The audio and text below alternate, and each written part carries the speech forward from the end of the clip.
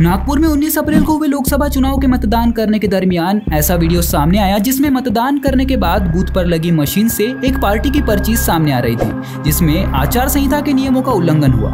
इसी बीच वाटोड़ा के Narayan school booth centre से एक और वीडियो सामने आया है, जिसमें नारायण स्कूल बूथ सेंटर पर बैठी महिला कर्मचारी द्वारा बूथ सेंटर पर हो रहे नियमों के उल्लंघन के खुलासे किए गए। वर्कर आहे मी, कलेक्टर ऑफिसचा आय कार्ड आहे, दिसून नाही राहिलं का तुम्हाला? ते बीजेपीचे कार्यकर्ता तोंडाले बांधून अंदर जाऊन राहिले कशासाठी? म्हणजे यांची सत्ता यांना एवढा अधिकार दिला का अंदर जाऊन तुम्ही हे करायचा? आता इथे चक्र नावाची नगरसेविका इकडून जाऊन आली, कोणती गरज यांना अंदर जायची? दुसरे कोणी कार्यकर्ता नाही होऊन आले, हेच काऊन दिसून आले इथे?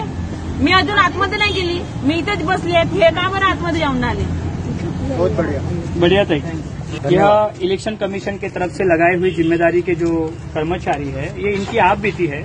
अगर हम उम्मीदवार अगर बोलेंगे इस सारी चीजों को तो लोग सोचेंगे की हे पब्लिसिटी स्टंट आहे, पण हे स्वतः डिपार्टमेंटच्या लोकांकडनं अशी जर फीडबॅक जर आम्हाला येत असेल तर हा खूप मोठा प्रश्नचिन्ह उपस्थित होत आहे की जनतेने इलेक्शन कमिशन वरती आणि कायद्यावरती कशा प्रकारे विश्वास ठेवायचा। हा जो कायदा आहे, कायद्यासमोर सर्व समान आहे, सर्व नागरिक आहे भारतातले, आणि तरीही इकडचे नगरसेवक आणि आमदार कायदा हातात घेऊन काम करतात। आमदार असेल अशा प्रकारे जर करत असेल तर हा खूप मोठा प्रश्नचिन्ह आहे। माझी विनंती आहे प्रशासनाला आणि इलेक्शन कमिशनला की तुम्ही लोकांच्या विद्रोहाला तुम्ही उभं नका करू कायदा हातात घेण्याकरिता, कारण की जर लोक एखादा विद्रोही केले तर मग ते गंभीरपणे बाब आमच्या समोर येऊ शकते। म्हणून या प्रकारे सर्व हे प्रस्थापितांच्या माध्यमातून सुरू आहे, तुम्ही पाहू शकता। त्यांनी बाहेर काढलं, मी आतमध्ये बसली होती, मला बाहेर काढलं त्यांनी। लेटेस्ट अपडेट्स के लिए राष्ट्रवाद न्यूज को फॉलो कीजिए।